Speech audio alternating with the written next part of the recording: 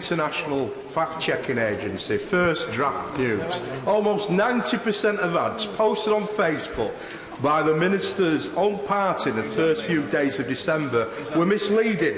Does the Minister agree with the Information Commissioner that the current laws, election laws surrounding digital campaigning are not fit for purpose? 5, and then they'll come back to questions. Thanks for giving us time to think about the answer. Very eager. Thank you very much indeed for that helpful clarification, Mr. Speaker. Mr. Speaker, we don't assess or regulate political arguments which can be rebutted as part of normal debate. In a free democracy, it is for voters to decide on the value of those political arguments. But we do think that our regulation should empower voters to do so and be modernised, and that is why we're taking forward the digital imprints regime that I just referred to under the previous question. Thank you, Mr. Speaker. I'll go again. So, according to the International Fact-Checking Agency, First Draft News, almost 90% of the ads posted by Facebook by the Tory party in the general election were misleading. Does the Minister agree with the Information Commission that the current electoral laws on digital campaigning are not fit for purpose? Minister.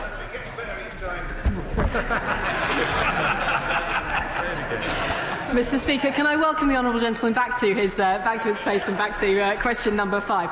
I think I already dealt with the point about regulation in the first part of my response, but I'm afraid I just have to add that the report he refers to is entirely discredited, and I think he misses the point in another way as well.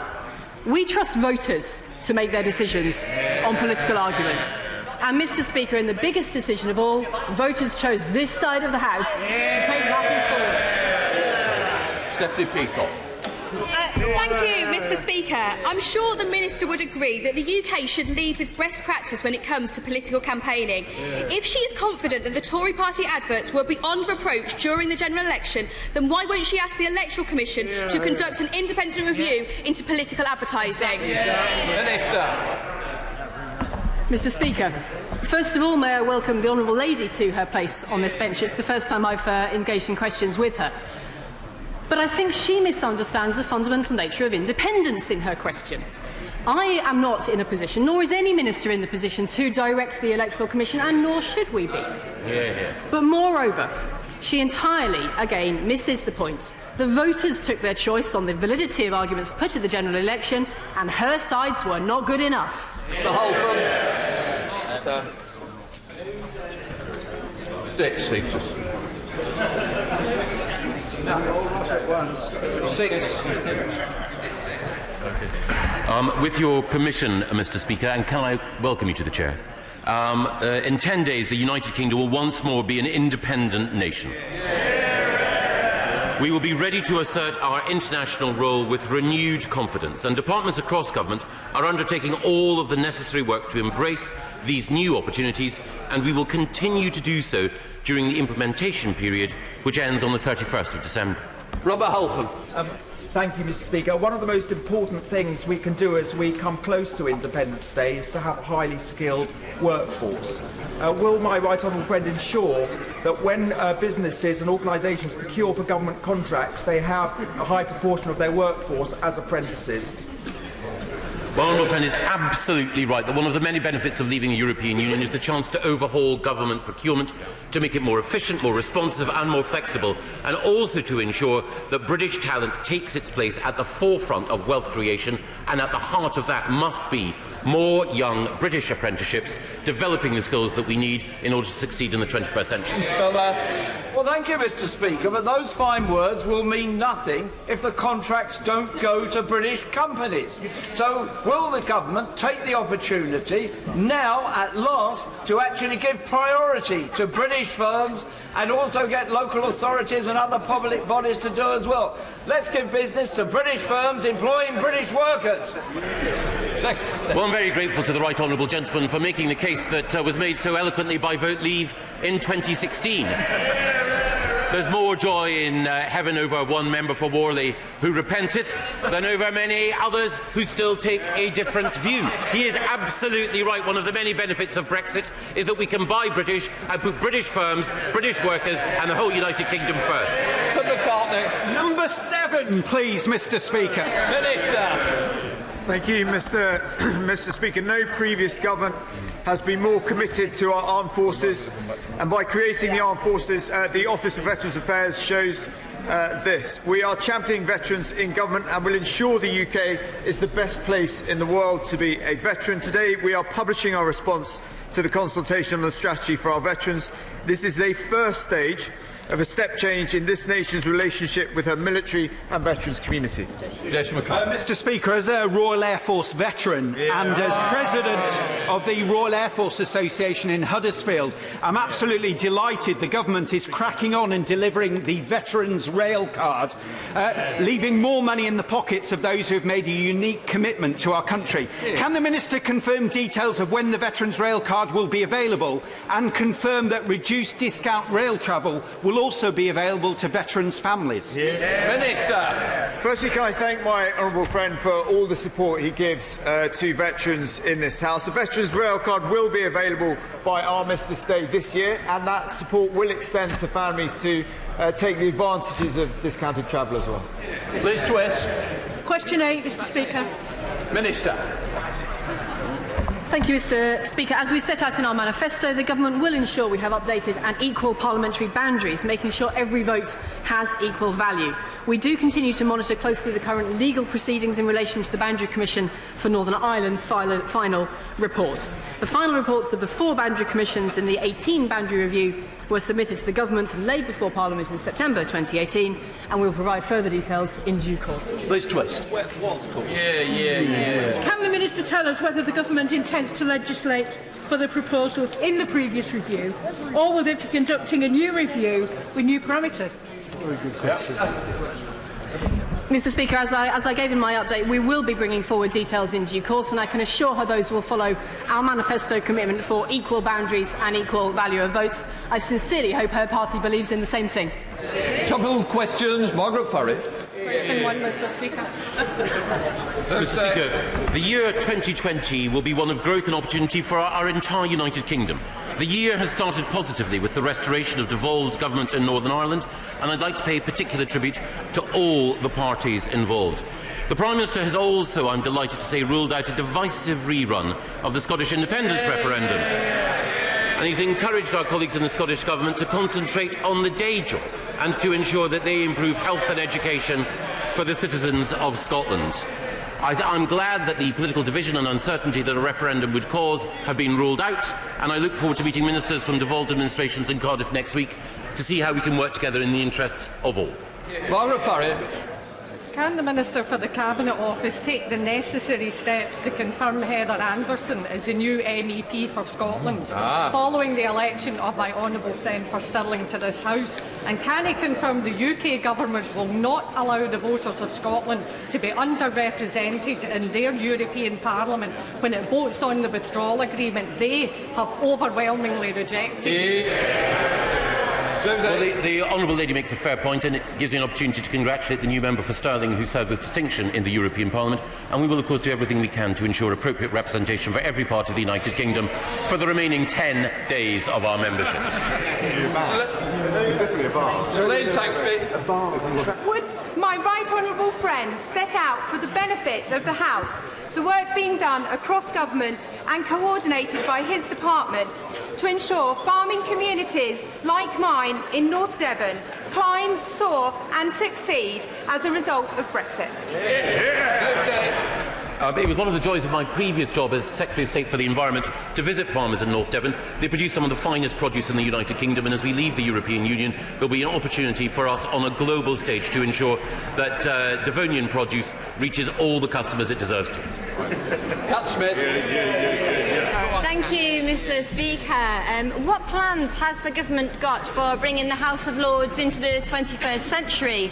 And if, Mr. Speaker, as I suspect the answer is none, can I remind the Chancellor for the Duchy of Lancaster that it was the House of Lancaster which won the Wars of the Roses, and suggest, if they are looking to relocate their lordships, that we have a fine medieval castle in the city of Lancaster that's recently been vacated by the Ministry of Justice. Secretary of State.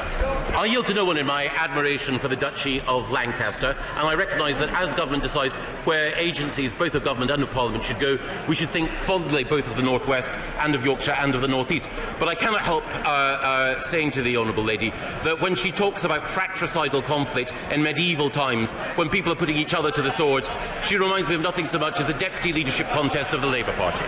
Giles Watling. Thank you, Mr. Speaker, and may I say how lovely it is to see you in your place. The government's aim of creating a level economic playing field between the north and the south is laudable and much needed, but can the Minister assure me that in the rush to create this much needed equality, we don't overlook deprived coastal areas in the south, such as some in the Clacton constituency, which have been so often overlooked in the past? Minister Barrett. Thank you, Mr. Speaker. Well, the reason in just 10 days' time that we on this side of the House are getting Brexit done is so we can drive growth across our United Kingdom, from Clacton to Caithness, from Holyhead to Hull.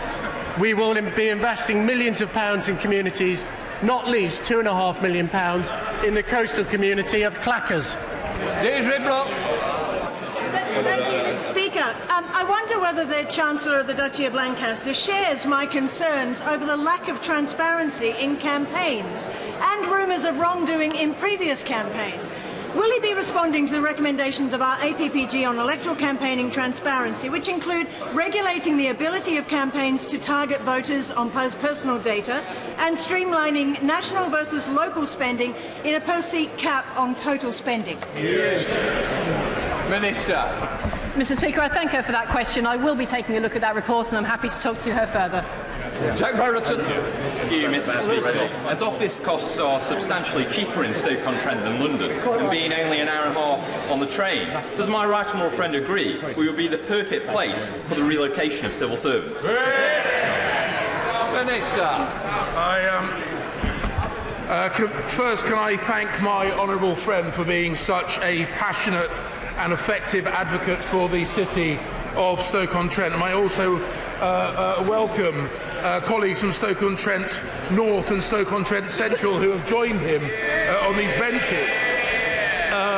The government has made it clear that the civil service needs to be less London-centric if it is to attract the best talent and do the best possible job. The Cabinet Office has established the Places for Growth programme to drive the necessary planning and preparation within departments to relocate roles, including senior grades, out of London and into the regions in all parts of the United Kingdom. Bina Pongasari. Thank you, Mr. Speaker, and congratulations again. More than 1,000 voters have lost their chance to have their say in local elections because of identification requirements highlighted over the last 2 years. This figure is 30 times higher than the total number of allegations made regarding polling station fraud for the whole of England for 2018 and 2019. Does the Minister agree with Professor Toby James from the University of East Anglia that there is no evidence to justify the introduction of voter ID requirements? And I'm saying this because earlier you said we must trust voters when they make their decision. Minister. Mr. Speaker, can I first of all welcome the Honourable Lady to her seat? On this question, Mr. Speaker, the evidence is on our side. The experience is on our side from pilots and Northern Ireland, and what's more, the British people are on our side, as this was a core part of our manifesto. The Labour Party needs to ask why it is not on the right side of this question. Prime Minister's questions, Bim Mapalomi. Question number one, Mr. Speaker. Prime Minister. Thank you, Mr. Speaker. This morning I had meetings with ministerial colleagues and others. In addition to my duties in this House, I shall have further such meetings later today. Thank you, Mr. Speaker. I welcome an announcement from the government this week that tougher sentences, an end to early release, and a complete review of the management of convicted terrorists are among a range of measures designed to strengthen this country's response to terrorism. A promise made by this Prime Minister and a promise delivered. Would the Prime Minister agree with me that we need to do everything we can, whatever it takes, to stop the sickening terrorist attacks from taking place? Mr. Speaker, my honourable friend is absolutely right about the threat that we face, and that is why this government is putting more resources into catching terrorists, and that is why we have announced a major shift in the UK's approach to the sentencing and management of terrorist offenders. This government will do all that we can to keep our people safe. Corbyn. Thank you, Mr. Speaker. Next Monday we'll be commemorating Holocaust Memorial Day.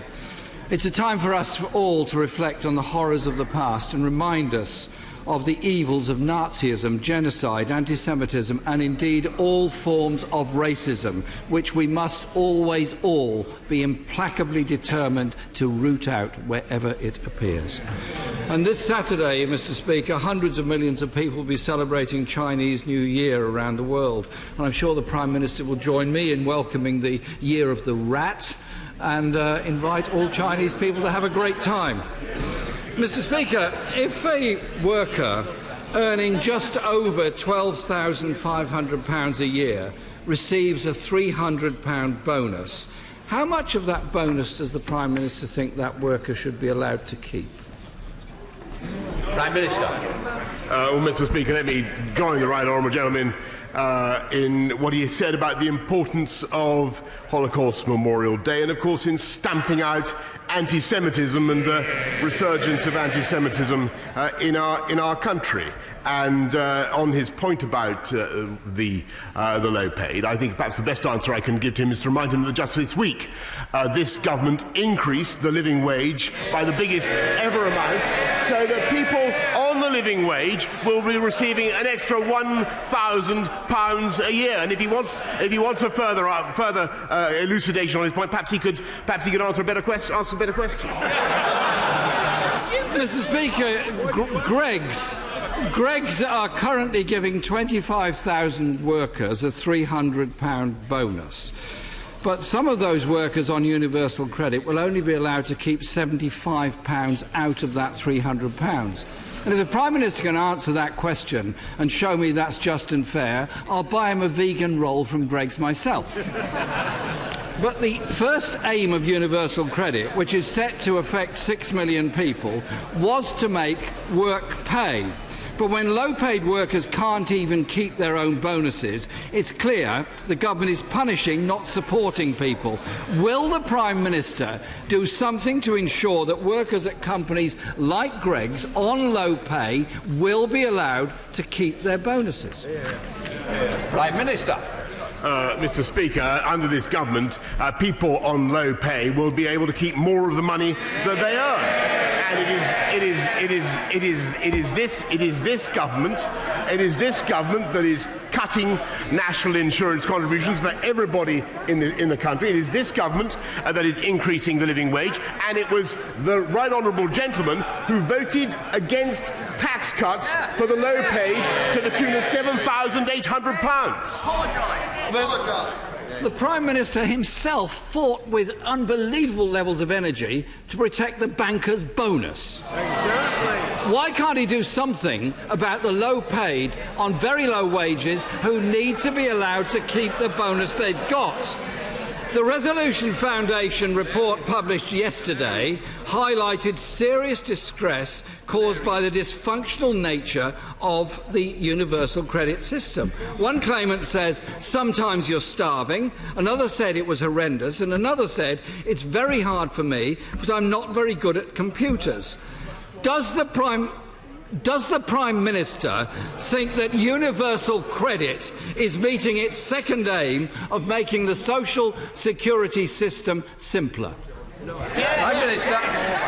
Yes, indeed, Mr. Speaker. We are making the social security system simpler because we have massively reduced unemployment. And I can tell him on his specific point about Greggs. As far as I understand the situation, Greggs is producing record figures, £7 million extra. One person, I believe, has complained about the bonus system that he remarks upon, but it is in the context of unparalleled growth in employment. 359,000 more jobs in this country this year than last year, and the IMF now confirming that the UK economy will grow faster than the rest of the Eurozone. When is he going to stop talking Britain down and start recognising the extraordinary achievements of the UK economy? The real issue is, Mr. Speaker, that many people in work are also in poverty and have to access universal credit. Almost 1 million on 0 hours contracts, and actually more people rough sleeping than ever before. Those are the issues that ought to be concerning the Prime Minister. The third aim of universal credit, it was claimed, was to reduce poverty, but we know it's having the opposite effect. Under this government, 65 million meals were handed out by the Trussell food banks over the last 5 years. The 5-week delay for new claimants is leaving people without enough money to cover basic needs. Why isn't the Prime Minister taking action to end this punitive and vicious 5-week wait for benefits? Prime Minister. Mr. Speaker, universal credit has in fact succeeded in getting 200,000 people into jobs, and contrary to what he says, the number of people in poverty has diminished by 400,000 under this government. Contrary to what he says, wages have been increasing solidly for the last 22 months, and Labour is supposed to have had a period of reflection, Mr. Speaker, since the last election. They're supposed to have been reflecting on the results of the last general election. They've decided, as far as I understand it, that what they want is even more Corbynism, Mr. Speaker. A four-day week, increases in taxes on working people, uncontrolled immigration from everywhere. I refer the right honourable gentleman to the answer the British people gave to him 4 weeks ago. Wouldn't it be truly wonderful if the Prime Minister answered a question about universal credit? He's dodged every question on it. The reality is that about half of the people going on to universal credit are worse off as a result of it. And the same is true of the very cruel and callous 2-child limit under universal credit, which caps benefits for larger families. There are 500,000 more children living in poverty than there were in 2010, and the number of children in deprivation has soared in the last few years. Why won't the Prime Minister just have the guts to admit that there is a link between poverty and the 2-child limit? Mr. Speaker, the right honourable gentleman can't accuse me of failing to answer the question when I answered the question very clearly a couple of times. There are 400,000 fewer people in poverty. There's been a reduction, substantial reduction in child poverty. He doesn't like the answers. The reality is that there is a massive increase in employment. There is growth in this economy. And let me tell you, Mr. Speaker, I really think that it is time the Labour Party changed their tune. I've got some good news. I've got some good news for the leader of the Labour Party. He was voted by Labour members as the most popular Labour leader since records began. I want him to know that those sentiments are warmly shared by many on this side of the House. Mr. Speaker, the Labour Party will never abandon the poor of this country. Levels of child poverty are a national scandal. The Prime Minister seems unable, incapable or unwilling to answer that question. Universal credit had 3 aims. It was meant to make work pay. Low-paid workers are not allowed to even keep their bonuses. It was meant to be simple, but has created mind-numbing complexity. It was meant to reduce poverty.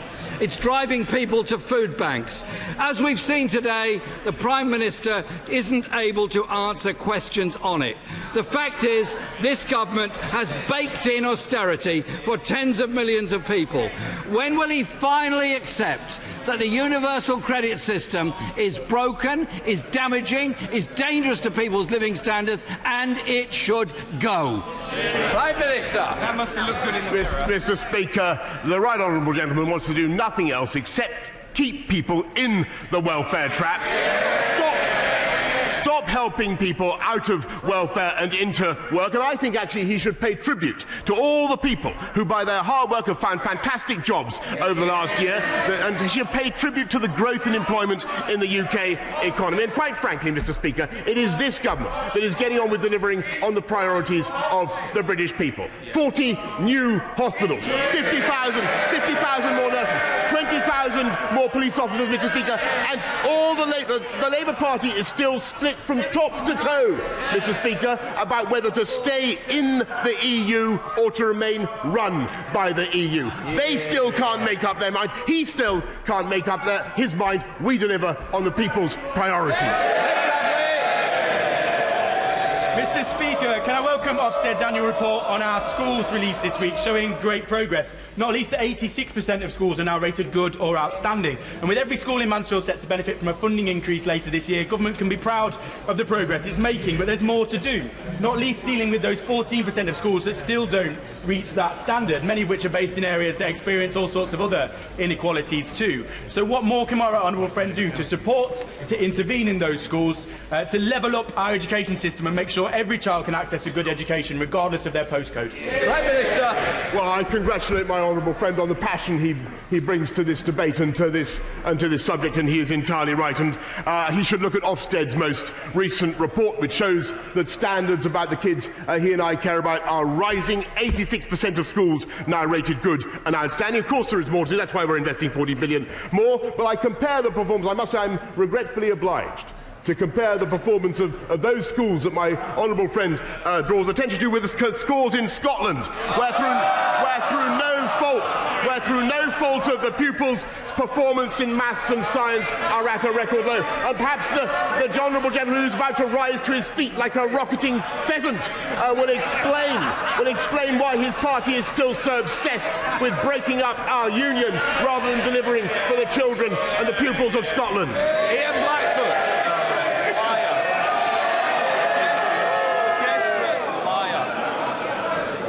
Desperate liar. Thank you, Mr. Speaker. Can I associate myself with the remarks that were made for Holocaust Memorial Day next Monday? We should always stand up against anti-Semitism and any form of racism. Mr. Speaker, last night the Lords voted to reinstate the Sewell Convention, that the devolved governments must give consent to legislation that affects them. Devolution is under attack from this Tory government. Powers are being grabbed back to Westminster.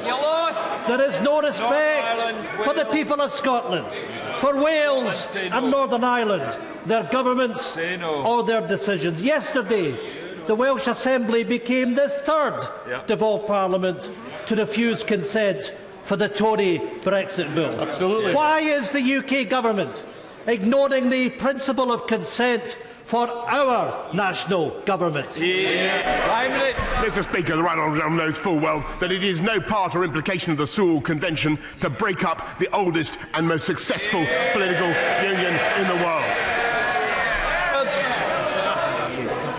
Mr. Speaker, that the Prime Minister ignores the Smith Commission, that recognises it's up to the people of Scotland to determine their future. Mr. Speaker, the Prime Minister just doesn't get it. This is an unprecedented attack. Scotland said no, and we meant it. Not only does the Prime Minister not have a legislative mandate for his bill, he doesn't. As the benches opposite Bray, it's clear that this place simply doesn't accept the reality that the Scottish Parliament speaks for the people of Scotland. The devolution settlement must be respected. Prime Minister, all three devolved parliaments and even the House of Lords have called on you to end your government's attack on devolution. Will the Prime Minister stop the attack on our Parliament? Mr. Speaker, I agreed for a second with the Right Honourable Gentleman because he said Scotland said no and they meant it, and he was right. They said the people of Scotland said no to independence in 2014, and they meant it, and they meant it because they were told it was a once in a both by Alex Salmond and his protégé Nicola Sturgeon. They were told it was and indeed by the Right Honourable Gentleman, they were told it was a once in a generation event. And the people of Scotland did it because they know full well that £9 billion net come from the UK to Scotland. 60% of Scotland's trade is with the rest of the UK, and they know they can see the vast investments in manufacturing that come from the UK to Scotland, whether it's in Rosyth, £1.5 billion in building fantastic ships in Rosyth, or at Govan, fantastic investments in manufacturing. We support manufacturing in Scotland. They support nothing except manufacturing grievances, and they know it.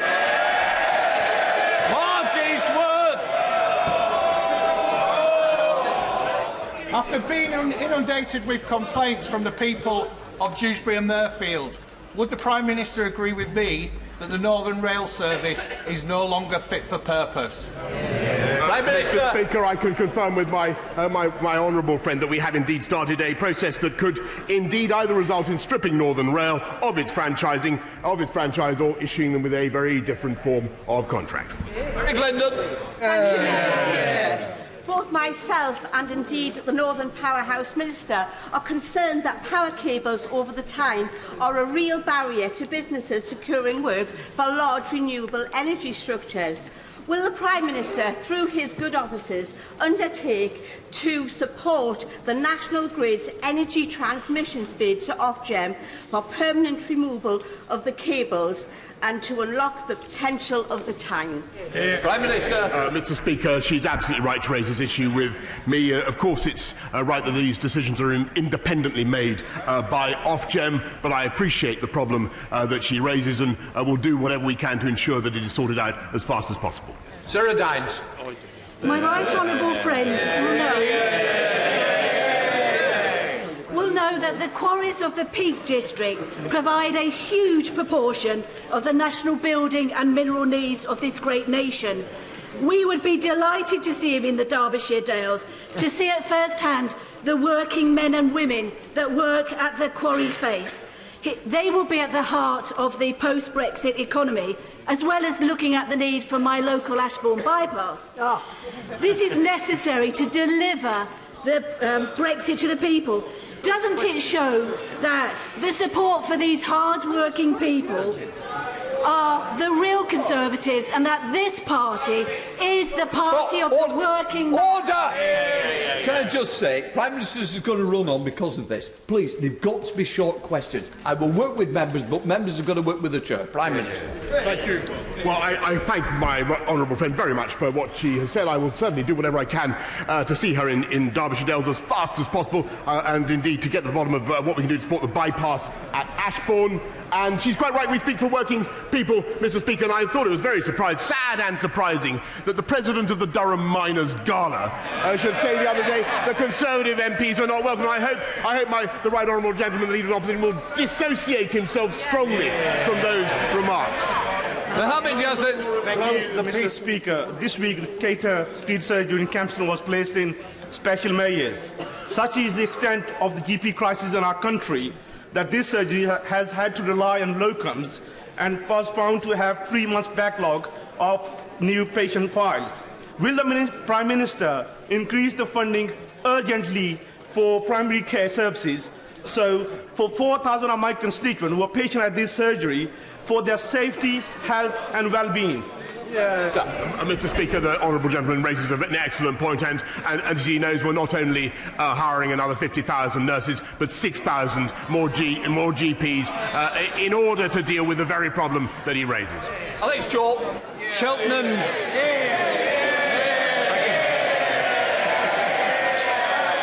Cheltenham's renewable design company supplies low-carbon heating systems like ground-source heat pumps. Does my right honourable friend agree with me that we need a successor to the non-domestic renewable heat incentive so that this rollout can accelerate, and we can send a message in this year of COP26 that global Britain will be a force for a greener planet?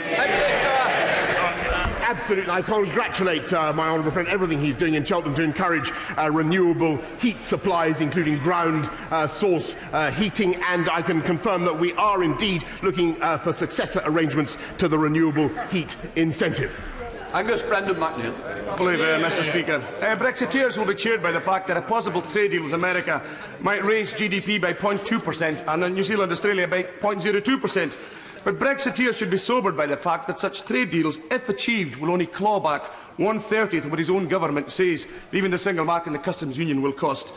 Given that cabinet ministers are now breezily talking about divergence from the biggest trading partner, the 27-country trading bloc, will the Prime Minister commission and publish impact assessments so it's clear to all in pharmaceuticals, aerospace, car manufacture, ceramics, food and drink of just what these breezy gambling deals might cost? Mr. Speaker, I might take the honourable gentleman more seriously if he would deal with the fact that Scotland's trade is 60% with the rest of the United Kingdom. His proposals for a break-up of the United Kingdom would necessitate a border at Berwick, and he is proposing that the pensioners of Scotland should have their assets now denominated in a new currency whose name they cannot even specify. Caroline Noakes. The need to prevent the build-up of green algae in the Solent means that local authorities like Test Valley Borough Council cannot grant planning permission for children's homes, for care facilities and to small self-builders. There is a blockage in the system, and I would like to urge my right honourable friend to get out his plunger and make sure that DEFRA, MHCLG, Natural England and the Environment Agency are all working together to protect our waterways, but to make sure that housing commitments can be met. Mr. Speaker, we will make sure that the ministerial dino rod is employed to sort out the blockage that she is experiencing. But it is very important that we deal simultaneously with nitrate neutrality, that we satisfy our environmental needs, whilst also ensuring that her community gets the housing that it needs. I think there is a way forward, and I'd be happy to take it up with her. Holly Lynch. Thank you very much, Mr. Speaker. Rail users in Halifax and across the north are suffering every week due to this government's failure to truly invest in rail infrastructure over the last decade. The North now needs both HS2 and Northern Powerhouse Rail to make a real start in tackling the North-South divide. Will the Prime Minister commit to publishing the already leaked Oakerville report this week and commit to delivering both these projects in full, delivering a rail service which is fit for purpose for my constituents and for the North? Mr. Speaker, I think she's raising a very important issue. We are investing in £48 billion, a record £48 billion already in rail services, excluding HS2. It's right that we should look at the value that this country could get from a scheme as costly as HS2, rising now to £100 billion. I can assure her that the Oakerville report will indeed be published in full in due course. Craig Whittaker. Speaker, misery is a polite word. Misery is a polite word to explain the daily commuting experience of those using the Calder Valley train line. It's not just cancelled train, late trains, or even broken down trains. It's infrastructure. Will my right honourable friend sit down with me and the Trains Minister to see how heads can be knocked together to finally clear the bottleneck for the £3.9 billion Transpennine upgrade, which is at a standstill? Yes. Minister. Well, Mr. Speaker, my honourable friend really makes a very good point and follows the honourable lady. We are indeed committed to improving the Transpennine route, and will be investing very considerable sums to ensure that is done. Marcia de Cordova. Thank you, Mr. Speaker. A damning inspection by Ofsted and the CQC concluded that Wandsworth Council's SEND provision is weak and requires significant improvement. There is a backlog of 170 outstanding education and healthcare plan assessments, and when those assessments have been carried out, like my young constituent with autism, he is being forced to wait months before that plan is implemented. It is scandalous that these children are not getting a decent education. So does the Prime Minister agree with me that every child with a special education need or disability should have the right to a good education, and will he address the funding shortfall in SEND provision? Yeah, Minister. Well, Mr. Speaker, I remind the honourable lady that this government is putting another £780 million into SEND. We're encouraging the creation of more SEND schools across the country, and it is a paradox, of course, that Ofsted, which she mentions, Ofsted is the best guarantor and protector of children of all abilities, Mr. Speaker, and the manifesto to which that party is still committed proposes to abolish Ofsted. James Sunderland. Mr. Speaker, the Prime Minister will know that the Bracknell constituency is the proud home of over 150 internationally focused companies. Could he please reassure the House of what is being done to develop new post-Brexit worldwide trade deals for the benefit of everyone in Bracknell, Crowthorne, Finch Hampstead, Sandhurst and, of course, right across the UK? Prime Minister. Mr. Speaker, from the 31st of this month we will begin the process of negotiating FTAs, free trade agreements, not just with the EU but with friends and partners around the world, so that Bracknell is at the epicentre of global free trade. Diana Johnson. Thank you, Mr. Speaker. The Prime Minister has said he wants to be known as a Brexity Hezza. So on that basis, will the Prime Minister commit to the sustained support for the Humber Docklands that Michael Heseltine gave to the London Docklands to transform them from the 1980s onwards? Prime Minister. She raises a very important point, Mr. Speaker, and that is amongst the schemes that we are certainly looking at, and as you know, Mr. Speaker, we are looking also at the potential for free ports around the country which can deliver a great deal of benefit to coastal communities. Julian Knight. Speaker, Solihull is next to Britain's second biggest city, yet many of my constituents, myself included, struggle to get adequate broadband, something that's repeated across this House. Does the Prime Minister agree with me? This is a matter that needs intense parliamentary scrutiny, and will he commit to put the government's shoulder to the wheel to get providers to improve our country's broadband? Minister. Well, Mr. Speaker, together with the Secretary of State for DCMS, I chaired a meeting only a couple of days ago with all the broadband providers, and it would be fair to say that we collectively wielded the knout over their heads, Mr. Speaker, because I agree with my honourable friend. We need to make progress. We will make progress. We will deliver gigabit broadband, £5 billion going into that programme over the next 5 years. Please, Cunningham. Thank you, Mr. Speaker. Last week, the Prime Minister didn't know anything about a plan to dump radioactive waste in my Stockton North constituency. But I hope he remembers when I told him a few weeks ago that men in his constituency live 14 years longer than in mine in my request for a new hospital.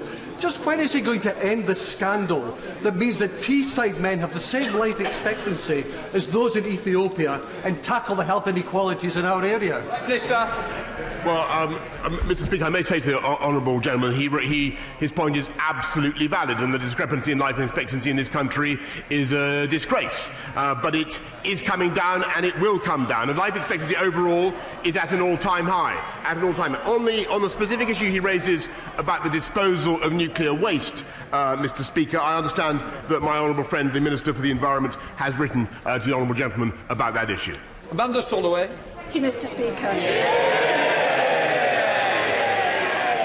You may have noticed, but it's been a long time since I was a teenager, and my memory has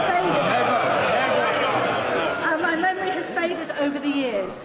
And yet I still remember the embarrassment and shame that I felt each month when I had my period. We couldn't afford sanitary products, and I was forced to use toilet paper or when we didn't have that newspaper. Would the Prime Minister agree with me and acknowledge the work of Amika George, founder of Free Periods Campaign Group, which means that no young woman of school age in this country should ever have to feel the shame I felt and remember all those years ago? Prime Minister.